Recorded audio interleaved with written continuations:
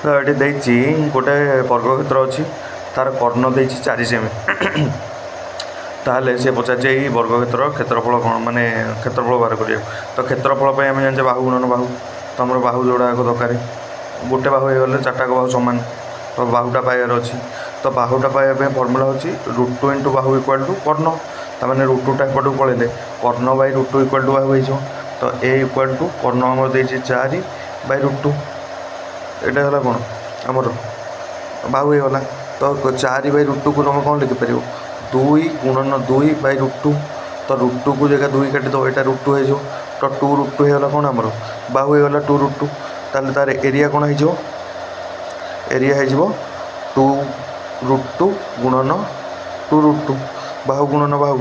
ତାହେଲେ ଆମର ଏଇଟା କେମିତି ଗୁଣା ହେବ, 2କୁ 2 ଗୁଣିଲେ 4, √2କୁ √2ରେ ଗୁଣିଲେ କେତେ 2। ତ କେତେ ହେଇଗଲା 8 ସେଣ୍ଟିମିଟର ସ୍କୋୟାର। এটা হলো তা ক্ষেত্রফল।